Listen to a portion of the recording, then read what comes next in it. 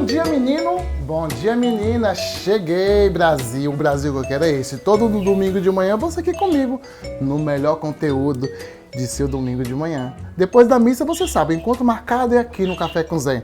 Porque aqui eu sempre trago as pessoas mais importantes da cidade. Você sabe muito bem e eu sei que você quer saber quem é a pessoa que vem por aí. Formado em Educação do Campo. Eu acredito que ele atua no município na função mais correta das secretarias municipais. Começou a matar a charada, né? O esposo da Érica, o pai do Manuel, né? O filho de Maria e de Loga. Eu vou economizar a conversa porque eu quero botar ele na mesa do Café com Zé. Essa mesa hiper gostosa que todo mundo quer sentar. Mas o convidado de hoje é somente Jai Moreira. Vem pra cá, meu querido Jai Moreira. E o cara veio, ó, no azul serenite. Bom dia, meu querido. Como é que tá? Bonitinho, viu, Érica? Esse marido está, viu? Não vou nem tomar boca, viu, Érica? Eu vou ficar quietinho e me comportar, viu? Vamos sentar pra gente conversar sobre muita coisa? Agora. Desmistificar muitas questões. Tem muita coisa que eu quero perguntar e muitas perguntas que vieram pra gente fazer pra esse cara aqui. E você sabe, se tem um cara de coragem, é Jai Moreira. Senta comigo, meu secretário de Agricultura.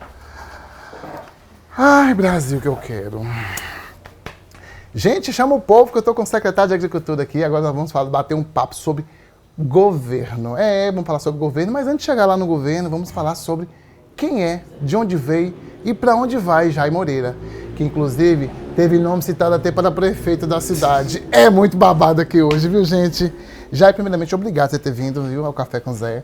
É um programa de conhecimento, de busca, entendeu? As pessoas precisam entender que você não nasceu secretário, você está secretário.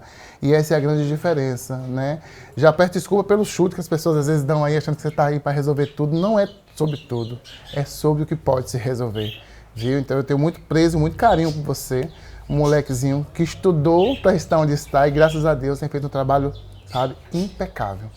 Mas antes de falar de todo esse know-how que eu estou falando aqui, eu quero saber de onde veio, né, o filho de Maria e de Loga. Me fala onde é que tu nasceu, criaturinha.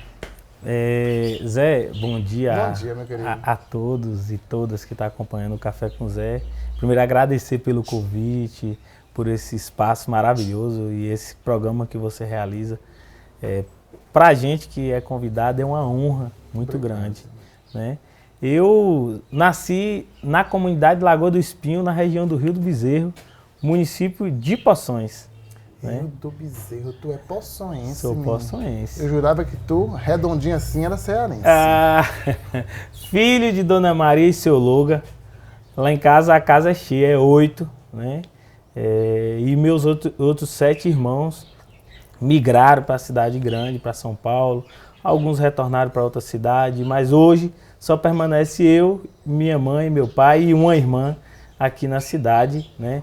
Todos os 8 nascidos pela mão da parteira, na comunidade, naquele processo histórico que todas as zonas rurais do nosso município sempre teve aqui no município de Poções. Então, assim, eu venho dessa origem do campo, da casinha simples, que não tinha banheiro, que não tinha água encanada, que não tinha internet, que não tinha energia elétrica. E dessa formação de filho de agricultor e de agricultora, meeiros, né? Porque a gente nunca foi detentores de terra, então a gente nunca teve terra, a gente sempre trabalhou de meia com as pessoas que tinham a detenção das terras nas margens do Rio do Bezerro. Então, mas a gente foi criado com muita honra, muita alegria, assim, de ter uma família que eu tenho. E se fosse para nascer mais 10 vidas, eu queria nascer naquele mesmo canto, naquela mesma família. E do mesmo jeito, isso só me engrandece a minha trajetória e sempre isso não teve nada fácil, mas essa trajetória de vida, ela nos enriquece, né? E a gente não pode ficar sempre murmurando, né? Sofrendo porque não teve isso, porque não teve aquilo. Eu acho que a gente sempre tem que estar em busca, tanto de melhorar a vida da gente e de melhorar as pessoas que estão ao nosso redor também. Já me senti encantado pela história do garoto. Vocês perceberam que eu nem cortei ele, deixei ele falar, né? Ô, coisa boa, Brasil. Jai diz que a história, ela edifica também o ser humano. A gente tem a ideia de que o trabalho edifica o homem, mas a história edifica, né? Sim.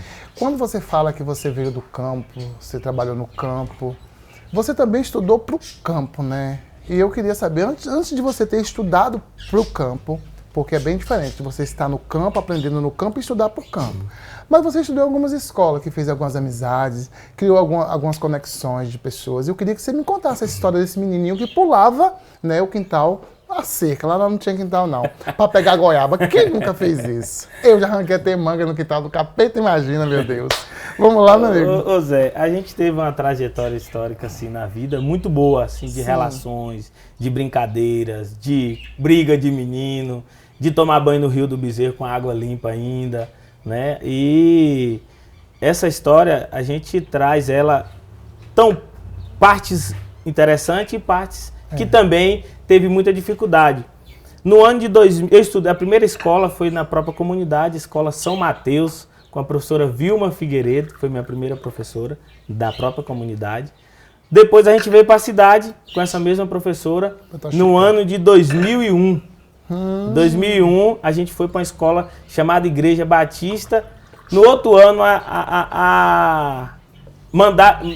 transferiram a gente para outra escola, que foi a Monteiro Lobato, aqui na Rua da Feira, ali a antiga Monteiro Lobato. Eu lembro, tu estudou ali, menina. Eu estudei Meu ali. Deus do céu. Depois o município não tinha uma relação de permanecer a gente em uma escola, migraram a gente para a zona rural novamente em um outro horário, que aí eu fui para estudar lá no Rio do Bezerro, na escola Dionísio Costa.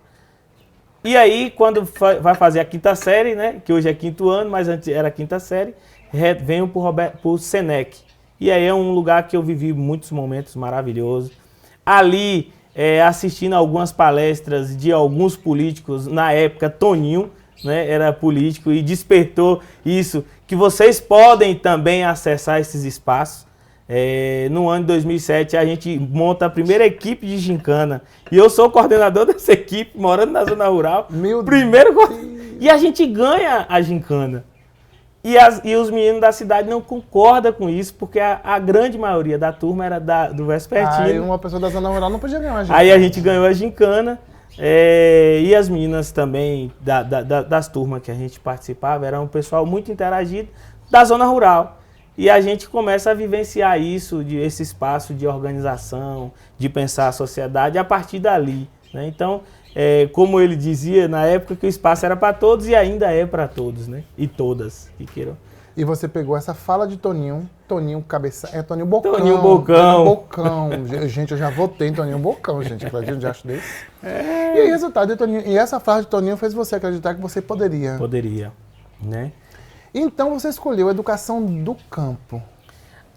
Explica para as pessoas o que é educação no campo ou é do campo? É do campo. Do campo. Explica para a gente. Na verdade, é uma pedagogia, né, construída pelos movimentos sociais. Essa pedagogia foi traga para o Brasil pelos padres franciscanos, principalmente na região do Espírito Santo, chamada Pedagogia da Alternância, onde os alunos estudam do campo, estudam um período. Um exemplo, hoje as escolas família agrícola, as EFAs do Brasil, que a gente tanto fala naquele método do Japão, de escola e trabalho, existe isso no Brasil, chamado EFAs, Escolas Famílias Agrícolas, onde o filho do aluno vai para lá, vive na escola, trabalha na escola e depois ele retorna para a propriedade para colocar tudo que ele aprendeu lá em prática.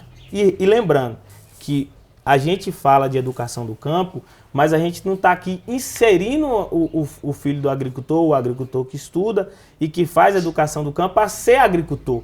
Ele tem a identidade dele, mas ele pode ser advogado, ele pode ser médico, ele pode ser professor, ele pode ser o que ele quiser. Mas a gente constitui uma ideia de educação do campo que a pessoa seja livre para ele ser o que ele quiser ser na vida dele. Então a gente quer qualificar e dizer que o homem e a mulher do campo também tem o mesmo valor do homem da cidade. Isso foi um processo histórico de desconstrução do rural, né? Esse processo de desconstrução do rural, ele, por um período, ele foi demarcado como espaço do rural, um espaço ruim, que as pessoas não tinham vida, o Jeca Tatu, o homem que tinha que tomar aquelas vitaminas que tinha um homem segurado o peixe nas costas, fortificante, moção, que o homem do campo era fraco, então ele precisava ter aquilo. E quem vivia no campo não tinha direito a nada. E aí criava essa ideia do homem sair do campo para a cidade.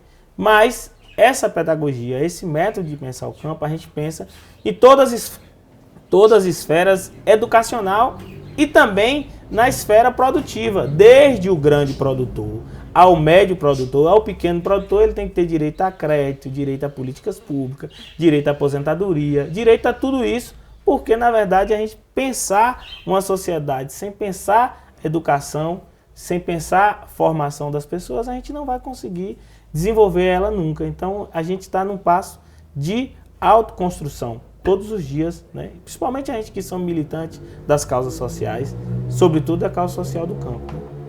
Ô Jair, você fez faculdade em qual universidade? Eu estudei na Universidade Federal do Recôncavo, lá em Amargosa. Em Amargosa? No Centro de Formação de Professores. Rapaz, existe ela até hoje? Existe, a Amargosa está lá, é um centro de formação. É o único do Brasil que é o CFP, né? Eu ia daqui para lá de moto, daqui lá dá 250 quilômetros, eu ia para lá, ficava lá, morava lá, dormia lá. Lá aprendi muita coisa, sobretudo a militância de transformar a sociedade. Mas quando você sai da universidade, você quer transformar o mundo. É mesmo. Né? E eu aprendi que eu não preciso transformar o mundo, mas eu preciso ajudar a transformar o espaço que eu estou vivendo. Dizem que ser militante incomoda uma oposição, né, extraterrestre, digamos assim, né? Como é que você vê a militância hoje no Brasil? Olha, eu vejo a militância ainda como algo, porque a gente tem várias esferas de militância. Porque, na verdade, a gente entende que militância é todas as pessoas que trabalham e que defendem uma causa. Hoje nós temos a militância de extrema-direita, nós temos a militância de centro e nós temos a militância de esquerda e de, centro, de extrema-esquerda. Né? Eu acredito que nada nesse país, e a gente vai aprendendo com o tempo, que o radicalismo vai resolver. O extremismo. O extremismo, tanto a direita como a esquerda. Nós temos que chegar a um ponto de equilíbrio onde fique bom para todas as partes, né? Tanto para a esquerda como para a direita, porque no final quem vai sentir as consequências boas ou ruins é a sociedade, né? Então é essa perspectiva de formação que a gente tem que ter esse olhar mais. Deixa eu aproveitar o gancho que está no auge na moda aí. A questão da escala 6x1. Qual é o seu ponto de visão para as pessoas que estão em casa também poderem entender? Claro, né? Você também é um empreendedor, né? Eu queria saber sua visão em relação a isso. Olha, na verdade a gente entende que a escala 6x1 ela vem ao longo do tempo consumindo o tempo do trabalhador, né? E a gente entende também que a escala 5x2 ela vai dar mais tempo ao trabalhador para conviver com a família, para ter mais tempo de lazer e uma série de outras coisas. Essa é a parte benéfica para o trabalhador. E o empregador, que ao longo do período do tempo teve essa ideia de 6x1, porque é uma lei que garante ele isso, ela está sendo revogada e vai ser votada ainda, né? A gente não tem nada aprovado, para que ela seja 5x2. Por que a gente entende isso? Na verdade, a gente que é do campo, que é da zona rural, que trabalha de domingo a domingo, mas sobretudo quem vende os dias de trabalho, né? A gente diz na diária para as pessoas, já trabalha na escala de 5x2. Trabalha de segunda a sexta, sábado, domingo, descansa.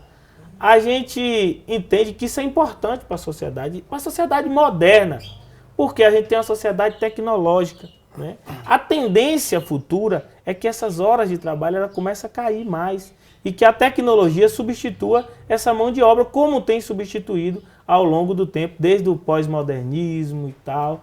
Então ela vem se modernizando e não é diferente na humanidade.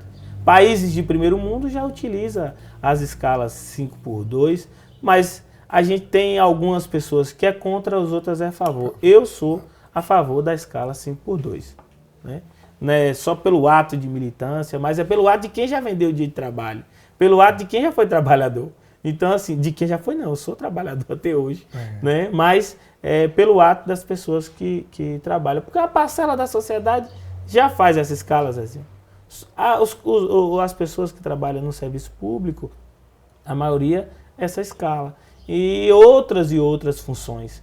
Por uma parte, quem vai sofrer mais é o comércio, que é as pessoas que trabalham nessa escala de 6x1. Respondida a minha pergunta, gostei, viu? Gente, avisa as pessoas que eu estou com Jaime Moreira, secretário de Agricultura do município de Poções. Vou voltar ao segundo bloco daqui a pouquinho para saber como é o trabalho dele, como ele vem desenvolvendo na cidade. Eu sei que vocês são loucos para perguntar isso, né? Pois é, vamos falar inclusive do trânsito, que é meu caos, que eu ligo para ele, já tem um caminhão parado aqui. Já vamos resolver isso aqui. E na Global, viu, gente? Já. Hortifruti Phoenix e Panificadora Conquista, fazendo café com Zé, ser quem é. Já volto.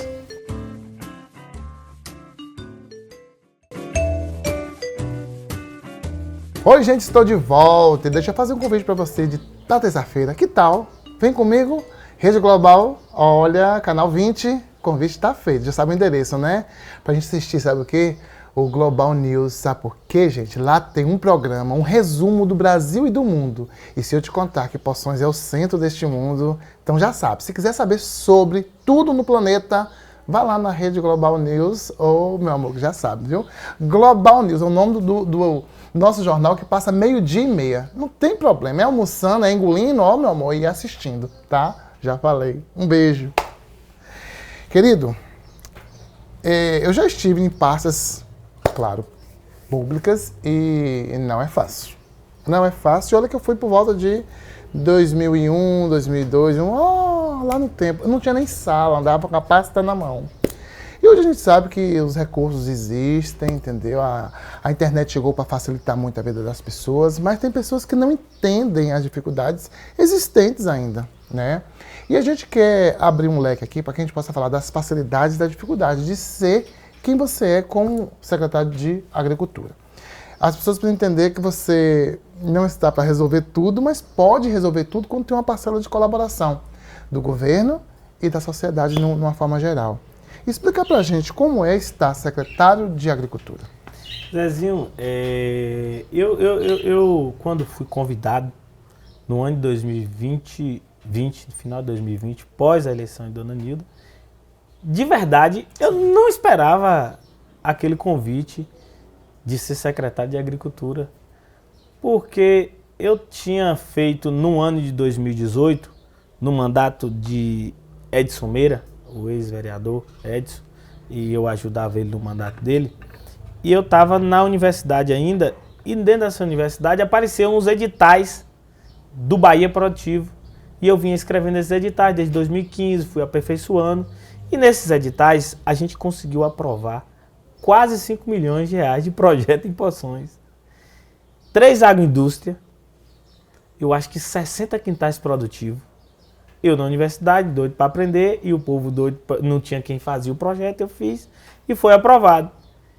Então as pessoas mudaram o olhar, quem conseguiu esse recurso, né? Como que conseguiu? E em 2020 eu fui convidado a ser secretário de Agricultura por Dona Nilda e João Bonfim. E aí daí para frente eu procurei várias pessoas que já tinham sido secretários para conversar. Qual era o papel que a gente ia fazer ali? O que a gente ia resolver? O que eu poderia aprender? Porque eu não, até aquele momento, eu sou militante de um movimento chamado SECAF, Central Estadual das Associações de Comunidades Tradicionais Indígenas e Quilombolas do estado da Bahia. A gente constituiu esse movimento e rodamos a Bahia para organizar a sociedade, algumas entidades, de 2016 até 2019, 2020. E aí então veio o convite, né? Eu imaginava que a gente teria muita dificuldade, já conhecia as políticas a qual a gente poderia aplicar na secretaria, mas ainda não tinha o conhecimento da gestão como gestor. Mas eu tenho alguns parceiros e sempre tive no governo do estado, no governo federal e deputados e deputadas que sempre me ajudou. Se você quiser mencioná-los, fique à vontade. A constituir essa parceria. Um dos deputados chama-se Valmir Assunção, né? Esse cara, eu conheço o Valmir desde 2012, 2013, e a gente tem uma amizade, uma relação, não só de políticos, mas de pessoas que pensam a sociedade. E pensar a sociedade era como você colocar políticas públicas na pasta a partir da Secretaria de Agricultura. E de lá para cá a gente tem constituído algumas coisas, não conseguimos fazer tudo o que a gente pensa, mas a gente conseguiu mudar a vida das pessoas, mudar a trajetória de pensamento do que é uma Secretaria de Agricultura. Com todo o apoio da prefeita, com todo o apoio do vice-prefeito João Bonfim e de Dona Nilda, e sobretudo do secretário de Finanças, Bruno Sangiovanni, que tem me ajudado ao longo desse processo, como tudo. A gente trava umas discussões normal dentro do processo, necessária, mas Bruno é uma pessoa que, desde o primeiro dia de secretário até hoje, tem contribuído demais comigo, né? E quando eu fui, e aí foi os 3 primeiros meses, as pessoas diziam, a Secretaria de Agricultura não tem recurso. A Secretaria de Agricultura, o secretário de Finanças não ajuda porque é uma secretaria de cabide de emprego. Eu disse, mas não é por aí. Eu preciso ajudar a gestão. E aí daí a gente começou a discutir vários pontos. Como a gente fazer uma feira da agricultura familiar. Como é que a gente ia captar recursos para vender no PENAI? Como é que a gente ia na Secretaria de Educação para a gente vender para o PENAI? Já sabia que eu já vendia nas gestões anteriores com entidades que a gente fazia projeto para vários municípios. Eu já fazia projeto de PENAI para vários municípios. E aí a gente começou a comprar mais, a organizar mais. Já tínhamos um projeto em percurso da construção de uma cooperativa. Essa cooperativa hoje é a primeira cooperativa agrícola de Poções, Cooper Bahia. É de Poções. E daqui a uns dias vocês vão começar a enxergá-la mais longe, porque ela vai ter uma quitanda aqui no município do agricultor. Né? Hoje nós estamos com quase 1,5 milhão de editais de PENAI, de PAA, para ser executado. Não só em Poções, mas nós estamos em Poções, estamos em Planalto, né? E estamos tentando entrar em outros municípios. Olha de onde nós estamos saindo. Saindo de Poções para agregar a microrregião. E esse é o olhar que a gente tem que ter para Poções. Poções é uma cidade polo. A gente tem que entender, todo mundo, todo dia, bater nessa tecla, o poder público, quem é que seja que esteja no poder, tem que pensar Poções como uma cidade polo. Porque a gente vive da economia de todas as cidades que estão em nossa região. E aí a gente começou a criar políticas. E criamos política, descobri que a gente poderia aposentar os agricultores e agricultoras, pensionista, BPC, não, só agricultor rural. Pensionista, só por rural. Tá. Pensionista, salário maternidade, auxílio doença, aposentadoria, só para o público rural. Porque é diferente, a modalidade diferente do BPC e de outras modalidades de aposentadoria. E a gente coloca isso na Secretaria de Agricultura totalmente de graça para todos os agricultores. Ô Jair, deixa eu te adentrar um pouquinho na sua fala. Eu vejo hoje um movimento muito grande da agricultura familiar em Poções, coisa que eu não via, gente, em outros governos. Gente, eu posso falar de Poções de um contexto, porque dessa cidade aqui, eu nunca saí nem mais que 15 dias para poder passar férias fora. Aliás, eu nunca tirei férias, viu, gente? Então, quando falar de Poções, eu conheço, eu sei até quem é visitante de Poções só da forma de pisar no meu solo, tá bom? Mas eu quero falar a respeito da agricultura familiar. Que eu consumo agricultura familiar. Não aguento ver as barraquinhas na praça. Eu corro lá no requeijão, eu corro no licor, eu corro nas verduras sem agrotóxico. Gente, é uma infinidade maravilhosa que Poções tem. E isso eu só vi no governo de Dona Nilda. Não estou rasgando seda para ninguém, porque eu não preciso. Vocês sabem o poder que eu tenho em relação a isso. Em dizer e usar minha fala além dos horizontes. Mas eu passei a usar a agricultura familiar no governo de Dona Nilda para cá. E eu sei que isso foi com você, porque você foi o primeiro secretário da Dona Nilda e está até hoje. Dá para viver da agricultura familiar hoje em Poções? Com certeza. Não tenha dúvida disso. Hoje o agricultor familiar, organizado, com tecnologia, né, com assistência técnica, com todo esse contexto, dá para o agricultor familiar viver da terra. Hoje nós temos relato de agricultores que estão industrializando seus produtos, que tá tirando um salário melhor do que muita gente que está trabalhando, trabalho justo, é claro, em outras funções, em outras atribuições. Ô Jai, eu vejo, claro, a organização real, você pode ver lá, gente, a cada quanto tempo é feita aquela feira ali na Praça do Divino? Uma vez por mês. Uma vez por mês, né? Ah, eu tô ciente agora, uma vez por mês. Eu fico procurando toda semana. Jai, claro, poderia também ser toda semana, mas eu entendo que é um projeto, entendeu? Como é que se pode participar da agricultura familiar? Eu sei que a Global, ela entra na casa de todo mundo e tem pessoas aí que querem saber, eu queria participar da agricultura familiar. Qual é o perfil exigido para se participar dessa associação? Olha, todo agricultor familiar é um projeto nacional que constitui o agricultor familiar. Nós temos um documento chamado CARF. Esse documento tira na Secretaria de Agricultura também, que não tirava. No governo de Dona Nilda que a gente começou a implantar ele na Secretaria. Aí é o cadastro do agricultor familiar. Todo mundo que tem propriedades rurais, abaixo de 4 modo fiscal. Você sabe o que é modo fiscal? Não, quero saber agora. Modo fiscal, cada região tem um sistema de modo fiscal. O nosso modo fiscal é de 35 hectares. Se o agricultor tiver 140 hectares para trás, que ele trabalha com modalidade familiar, ele é considerado agricultor familiar. Acima já entra em outras modalidades.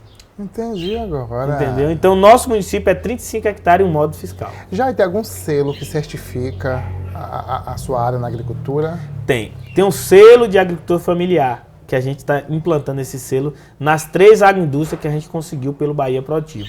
Uma de café no Bernardino, uma de mandioca lá em Mulungu e outra em Bandeira Nova, com os produtos de biscoito, beiju, farinha. E agora a gente está trabalhando para introduzir o aipim congelado nessas unidades para a gente comercializar no município com rótulo, com código de barra, com tudo que especifica um produto. Mas a gente também conseguimos nesse processo certificar 3 agroindústrias em Poções, que saiu do anonimato para levar Poções para ser conhecido na Bahia inteira. E eu acho que no Brasil são os 2 iogurtes que representam Poções na Bahia, Nature Milk e Laudelino. Aprovamos um projeto chamado SIM, Sistema de Inspeção Municipal. E aí o governo do estado implementou esse programa no consórcio Cis-Sudoeste, que é o que a gente participa aqui, que a gente faz parte desse consórcio. E que Dona Nilda virou presidente. Até isso a mulher virou presidente. Virou presidente do consórcio, coordena esses 9 municípios e eu ajudo Dona Nilda nesse processo de auto-organização desse consórcio também, né, trabalhando nesses 9 municípios. E graças a Deus, nós somos um dos consórcios da Bahia que mais certificou produtos na Bahia. Meu Deus do céu. Nós estamos com quase 130 produtos certificados da agricultura familiar e de pequenos empresários com pequenas agroindústrias e muitas agroindústrias solicitando esse SIM. Eu digo que o SIM, Sistema de Inspeção Municipal, é a maior revolução nossa aqui no interior da Bahia e na Bahia como um todo e no município de Poções. Porque isso é uma política que tinha no sul, que tem no sul do Brasil, por isso que a gente via aqueles produtos dos agricultores e aí tal. Mas como é que faz isso? Como é que legaliza isso? No ano de 2018 até 2020, um grupo de técnicos da Bahia vai para o sul entender isso, depois volta para aplicar isso na Bahia. Né? Você lembra que eu falei que ia falar sobre o trânsito, né? Eu descobri, assim, recentemente que a agricultura é responsável também pela questão da feira e tal. E eu passo, gente, o homem tem tanto conteúdo, por isso que eu falo. O Café com Zé, gente, é o melhor conteúdo para domingo de manhã. Quer saber mais? É só ficar todo domingo com a gente. Mas eu volto aos comerciais rapidinho para saber a questão do trânsito na feira, para você entender o porquê que a agricultura está vinculada a isso, viu? Hortifruti Fênix e Panificadora Conquista, deixando o Café com Zé do jeito que ele é.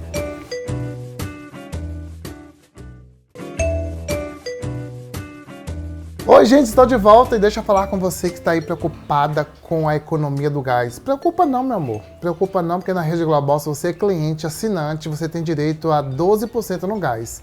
É só baixar o aplicativo da Ultragás, pedir o seu cupom de desconto na central, por este telefone que aparece na sua tela, e aí é só sucesso.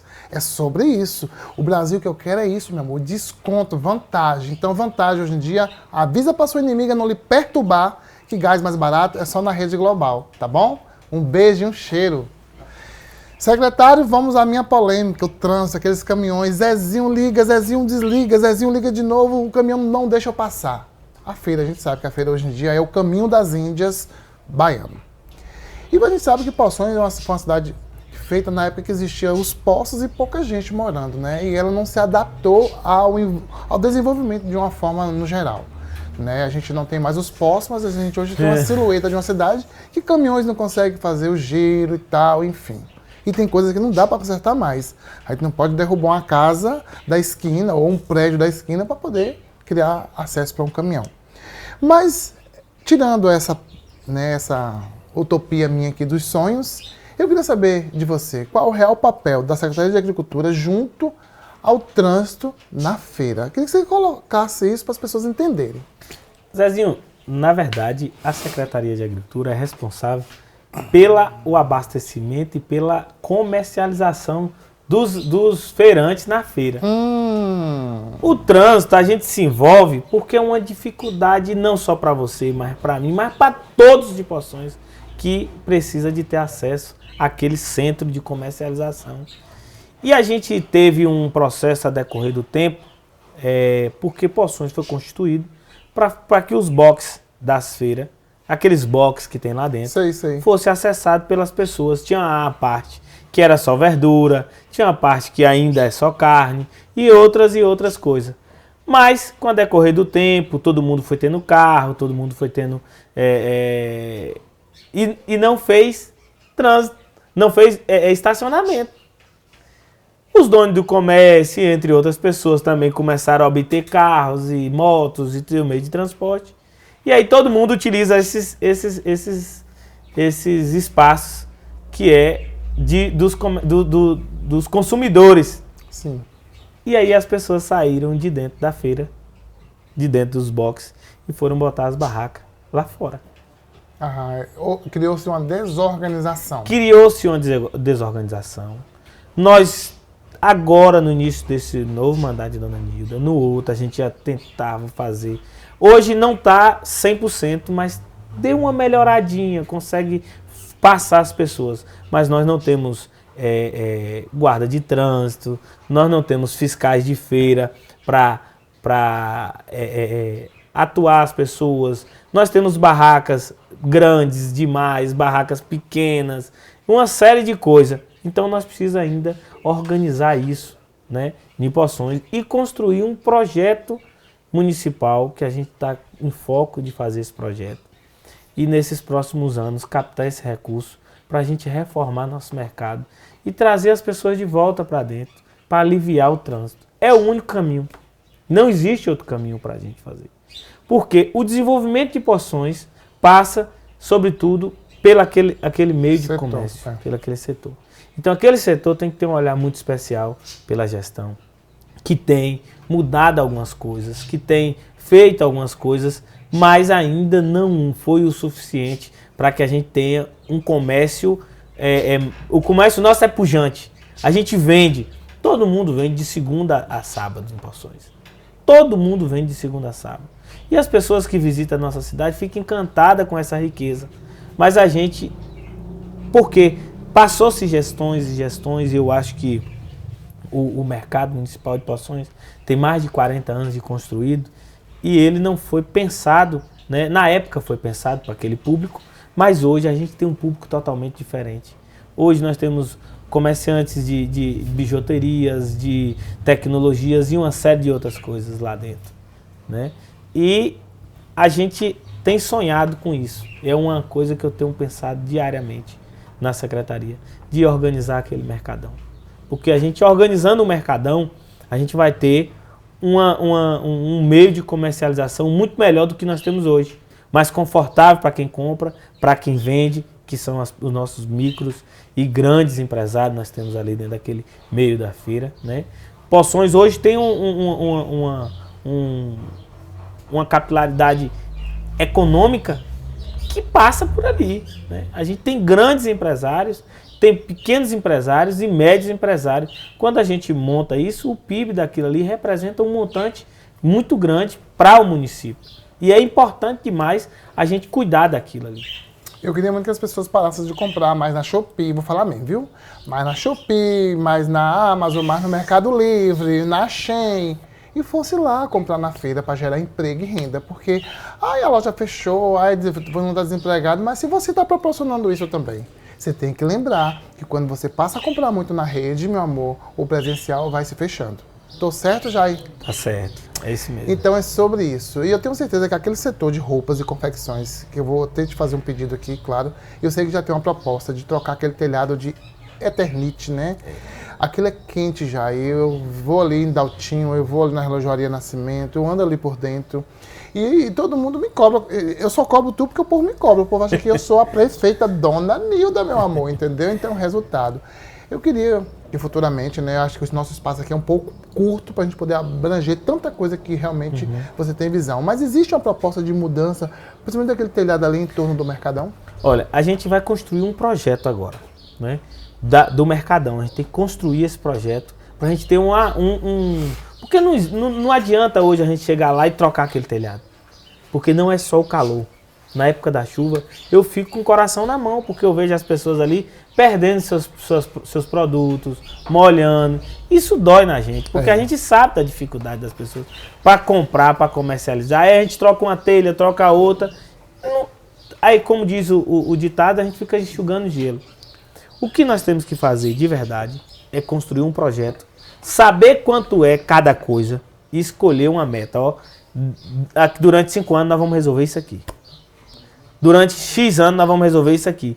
Por quê? Porque senão a gente não vai terminar nunca, Zezinho. A gente não vai fazer nunca. Porque um projeto daquele ali hoje é avaliado, for construir, for reformar tudo, em 20, 25 milhões. Ave Maria. É a Ana Paula Completo, do BBB. né? É a Ana Paula do BBB, é. Eu vou pedir a Ana Completo. Paula um apoio. Ana Completo. Paula, manda aí, Ana Paula, pra nós. Completo. Mas eu sei das dificuldades, entendeu? E também sei que nada na sua vida seria possível se você não tivesse apoio, principalmente da sua família, né? E família, você sabe, é uma base extremamente importante. Eu sei que teve a parcela de papai, teve a parcela de mamãe, mas atualmente, né, chegar em casa e receber o calor e o aconchego é muito importante, né? Mas tem uma pessoa aqui que você falasse, né? Aliás, eu quero que você veja essa mensagem que ela mandou para você, né? Que você deve estar imaginando quem seja. E depois você falasse o porquê da importância dela na sua vida hoje. Sim.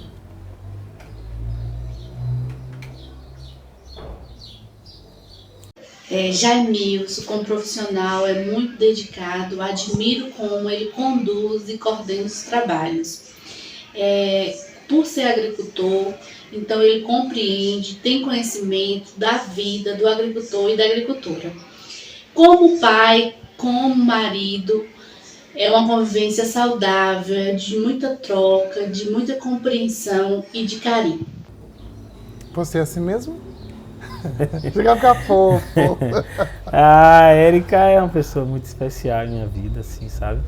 E tem me conduzido a tudo isso, né? Érica que me ajudou a construir isso, não só na secretaria, mas é uma militante também, então a gente se encaixa, né?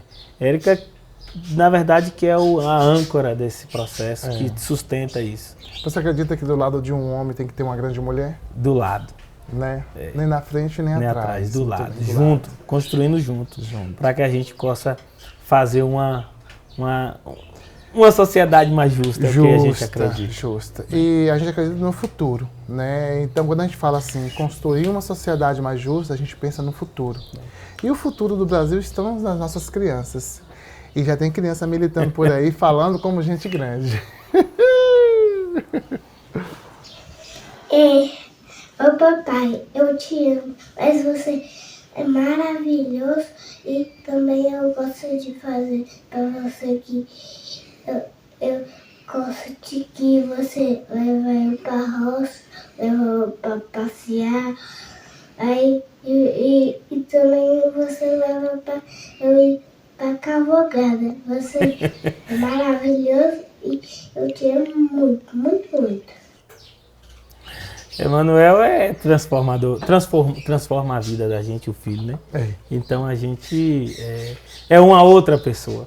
Então a gente pensa diferente. E a partir de pensar em Emanuel, a gente tem que pensar em todas as crianças, em todas as pessoas que têm necessidade, que passam fome, que não tem um lugar para dormir, que não tem um aconchego do pai e da mãe. Então a gente pensa, o nosso tem, mas a gente tem que ter uma espiritualidade de tentar imaginar se os outros estão tendo também. E por isso que a gente trabalha, por isso que a gente busca políticas públicas para que pessoas se alimentem. A gente implantou na secretaria um programa PAA, Programa de Aquisição de Alimentos, Zezinho, e a gente já conseguiu comprar de nossos agricultores mais de 120 toneladas de alimento para distribuir para as famílias carentes. Isso significa que eu estou dando um pouco do que eu posso dar. Meu filho hoje tem uma condição de vida totalmente diferente da que eu tive. Mas será se as outras crianças estão tendo essa condição? E eu fico muito, mas muito satisfeito em fazer parte de uma gestão, sobretudo de ver a escola, a educação, que meu filho também estuda na escola pública, com alimentação de qualidade. Porque essa alimentação de qualidade, ela significa para muitos pouco, mas para a grande maioria é muita coisa, né? Isso edifica a sociedade, isso edifica as pessoas. E sobre minha família é um tudo, né? Minha esposa eu amo demais, meu filho é meu aconchego, né? Nós andamos juntos 24 horas, eu e ele. Dorme comigo, vive comigo e para onde eu vou, ele quer estar também em todas as atividades, quer estar na política, quer estar na roça, quer fazer tudo que eu faço. E a gente começa a ser referência dentro de casa também, porque o meu filho quer vestir igual a mim. Sua expressão chega muda, viu, quando você fala do seu filho. Jai, nosso tempo é muito curto, nosso programa é um programa incrível que pareça, pequeno, mas que a gente traz um conteúdo rico, extenso e maravilhoso. Mas eu não posso sair daqui sem fazer uma pergunta para Jai. Há a possibilidade de um Jai prefeito em Poções, a depender das pesquisas, que seu nome já está saindo aí em pesquisas e tal, enfim? Zezinho, eu faço parte de um grupo político que não tem dono, que não tem pessoas que dizem assim, eu tenho que ser porque eu sou tio, porque eu sou sobrinho, porque meu pai foi isso, porque meu avô foi isso. Nós fazemos parte de um grupo onde as pessoas crescem politicamente. E esse crescer politicamente tem várias pessoas preparadas em nosso grupo para ser prefeito de Poções e conduzir essa política, né? Eu sempre estarei à disposição do grupo, tanto para apoiar quem for o nome escolhido, quanto se eu for o nome escolhido, também estou preparado para conduzir o grupo. É uma expectativa que eu tenho que criar em mim? Não, eu tenho que trabalhar para a sociedade, exercer o meu cargo de secretário, ajudar as pessoas a crescerem, não só pensando em ser prefeito. Eu tenho que pensar, eu posso ajudar Poções sendo secretário, eu posso ajudar Poções sendo presidente de associação, eu posso ajudar Poções levando as crianças para jogar bola, eu posso ajudar Poções em todos os aspectos. Mas essa questão de ser prefeito ou não é um contexto, é um conjunto de coisas. Né? Então, assim, a gente não pode ficar com vaidade. Não, eu só vou ficar aqui se eu for ser prefeito. Se eu for o ego, né? Isso não vai levar ninguém a lugar nenhum. Nós temos que estar pronto para ajudar o grupo no que for necessário. Independente que seja o nome ou não seja o nome da gente. E se for o nome... é o nome de todos, não é só o meu, é o nome de todos. Então a gente não tem que estar, porque eu sou o candidato, eu sou o cara, eu sou o melhor. Não, isso é algo que tem que ser constituído e construído dentro do grupo.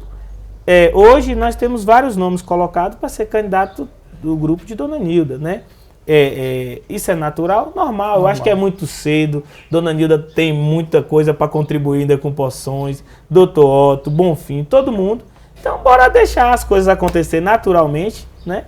E eu estou aqui à disposição das pessoas para a tarefa e para ajudar o grupo. Ok. E como de fato chegamos ao final de mais um programa Café com Zé, eu quero deixar aqui uma fração de tempinho para que você possa fazer algum agradecimento que venha porventura ter faltado aqui. Não, eu quero só primeiro agradecer a Deus, agradecer a essa divindade que a gente tem todos os dias de levantar, de poder andar, de enxergar, né? E agradecer ao programa Café com Zé por ter me convidado mais uma vez. Foi um momento assim muito especial para mim, né? E dizer que a gente a gente tem que ter metas, mas ter consciência, né? E dizer para a sociedade que a gente precisa saber e entender se a casa do vizinho tem comida ou não. Se a casa do vizinho está boa, com certeza a minha vai estar boa também. Se a casa do vizinho estiver ruim, a minha vai estar ruim também, porque vai ter uma pessoa com necessidade. Então nós temos que sonhar com a sociedade mais justa, mais igualitária e mais humana, sobretudo, né? Esses meus agradecimentos, Zezinho, a você, e estou aqui sempre que precisar. Obrigado, e que eu também quiser você me chamar, eu sempre vou estar aqui. Um Café com Zé parte 2. Vamos. Gente, Jair passou pelas suas falas e deixou algo muito importante. Eu estou colaborando como secretário e posso colaborar também com qualquer questão. Agora eu vou falar por mim.